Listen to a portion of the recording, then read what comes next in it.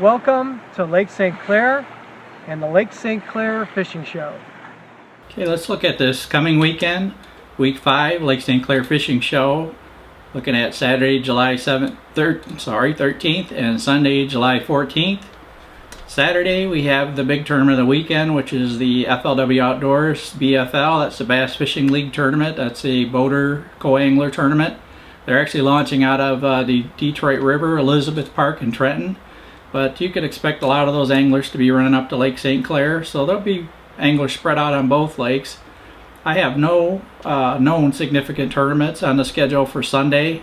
Again, want a reminder that if you have a tournament and you'd like to have us talk about it in Lake St. Clair Fishing Show, make sure you email the details to us at info@lakestclairfishingshow.com. We'll show the address on the screen to make sure you get the correct spelling. Upcoming tournaments for the weekdays. We have, again, Tuesday, the MBAA tournament. That will be Tuesday, July 16th. That's going out of Harley Ensign. It will be 6 p.m. to 9 p.m. Check in at 5 p.m. More information, check mbaa-bass.com. And then once again, we have another Cash for Bass tournament. That'll be Thursday, again out of Harley Ensign at 7. That's on July 18th. And that tournament is also from 6 p.m. to 9 p.m. Check-in starts at 5 p.m. You can find out more about that tournament at cashforbasstour.com. Most weeks when we go out, we look for indicators that show the general condition of the lake. This week we're going to look for something very specific. Indicators of the end of the post-spawn bite. I'm trying. I got my pole anyway. Here we have Captain Mike McGrain bringing in a nice smallie while I wrestle with another. A double is a good indicator that the post-spawn bite is coming to an end. The most active bite that we found was in areas related to the channels.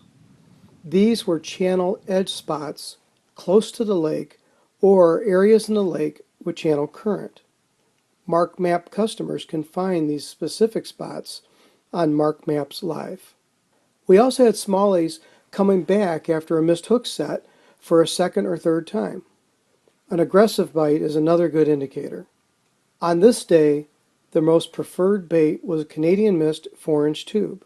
A color selective bite is a strong indicator that the post-spawn period is coming to a close. Mayfly slicks are pretty thick right now, although we don't see heavy concentrations on land on the U.S. side. We did catch some smallies that were using a mayfly slick as cover.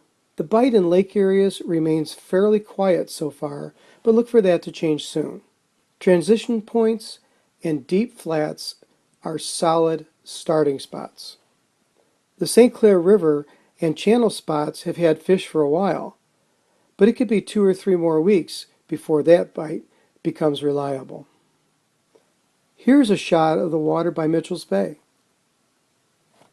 You can see the bottom here in 4 feet of water, but the overall quality is still poor since those heavy storms a few weeks ago. Well, today we did find out a few things, and it looks like we are on the leading edge of the end of the post-spawn bite. We're finding a little more 3-pound fish, a few more 4-pounders, and that's usually a sure sign that the summer bite is coming on. Have a great weekend. Let's look at fishing reports from Lake St. Clair from the previous week. This is for Lake St. Clair Fishing Show week 5, and these are reports since week 4. We have our very good fishing report guy, Revtro, back on GreatLakesBass.com. Again, you can go to GreatLakesBass.com/Lake St. Clair Fishing Report to check out the latest fishing reports on our forum. Revtro did make it out on July 5th. And he was helping someone practice for a tournament, so he's not giving out quite the details he gave out before, but the important stuff is there. They talked about fishing in the middle of the lake. The fishing was really good. They caught a lot of fish. They caught some nice fish. What was really fun is, and this is what I like about this time of year, is they got into that topwater fishing thanks to the mayflies, which again, I hear people talk about how hard it is to fish during the mayflies. I like it because you know what a lot of the bass are going to be doing. You can take advantage. So RevTro said it was really fun for him and his partner to catch all those fish. They would just basically watch for the surface activity around the big floating mats of dead mayfly carcasses, the ones that have hatched, and that's where they would throw their top water. And he said his partner did really good fishing those kind of fish. So just look for those pods of husks. He said they were kind of out in the middle of the lake in fairly deep water. That's pretty common. You can get some idea from the wind and the current, kind of guess where some of those pods will end up and where a lot of that hatching. Again, mayflies like to hatch from a soft bottom, so you want to kind of find those kind of places. And RevTro says, hey, as far as he's concerned, it's official, the summer bite is on. I'm going to say it's on too. I don't know if you noticed, but I have my summer haircut. When I have my summer haircut, that means summer is definitely here. So that I'm putting that down as official. Also checking out Marcel Veenstrover at Marcel's Guide Service. And they're putting some really numbers, 70 bass one day with his clients. Size, really quality size.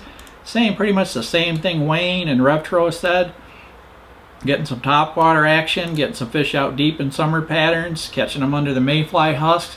You're not going to find them under every mayfly husk patch, but you'll find them under a number of them, and sometimes they're really good. Now, they won't always be busting, but what you want to do is fish on the bottom right below those mayfly. And a little tip from RevTro, and I think you'll get this from anybody who's good at this and willing to tell you, if you can find a little bit of weeds under those mayfly husks, that's the place you want to throw your soft bait on the bottom if you're not getting them up high. So there's my fishing report and my tips for the week all wrapped up in one.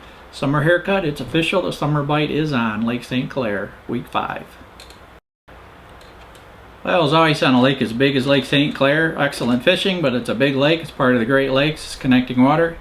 Want to look at that weather. So again, remember, greatlakesbass.com/weather.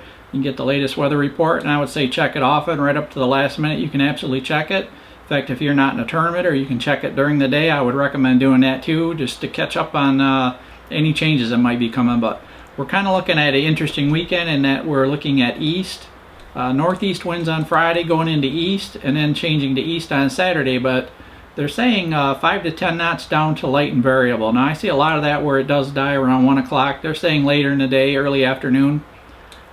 I would just keep an eye on that, but then it says light and variable winds Saturday and light and variable winds Sunday. So it actually should be a really nice fishing weekend with moderate waves and maybe be conducive to some of that topwater fishing. So I want to let you in on a little secret. I'm going to be out there Saturday somewhere in Lake St. Clair and hopefully getting in on that summer bite. And I wanted to add one more thing. This always comes up each year, and probably because the BFL is a co-angler boater tournament. There's a little confusion again about the I-68 form. Depending on who you talk to in U.S. Customs, you may be told you have to have it. Problem with any of the Nexus, I-68, CAN Pass, if everybody in the boat does not have that particular same registration, then it's no good. So the actual information, I will put up the link to the U.S. and the Canadian site again. I put up Canadian for the CAN Pass last week, but I want to add the U.S. because when you're coming back, you want to know what you legally have to do. Simply, if you do not land in Canada, meaning you don't put your anchor down, your power poles down, you don't touch a Canadian boat, you don't touch a Canadian dock or a Canadian marina facility or Canadian shore, you do not have to report back into U.S. when you come back if you're a U.S. citizen and you launched from the U.S. Now, I can't guarantee if you're not a U.S. citizen, you need to check these pages to see what you need to do. But that is kind of the short of it. You don't have to have an I-68 if you don't plan on landing in Canada. If you do, check out these two links. You do have to call CAN Pass when you cross the international border into Canada. That is for entering Canada, even though you're not planning on touching soil. But if you do not touch Canadian soil, you do not have to check back into the U.S. when you come back to your weigh-in or to shore, to your marina. Just make sure that you have a enhanced driver's license, your passport, or I would recommend, what I always do is I carry a certified copy of my birth certificate. You have to get that from your county clerk. It has to have the raised bumps. Carry that in a baggie or some kind of waterproof and just keep one with you. They're cheap to order several. Keep it in your boat and that can prove your citizenship. So that's kind of my weather report slash another tip for the week. to not worry about all these technicalities and the confusion. Just go out on Lake St. Clair, enjoy yourself, and like I'm going to do Saturday, catch a lot of really nice fish and have a great time. Thanks, and we'll look forward to seeing you on the water this weekend. Well, that's it for this week. Join us next week on Friday and every other Friday to the end of September, and we'll give you the latest news and bass fishing updates on Lake St. Clair. See you out there.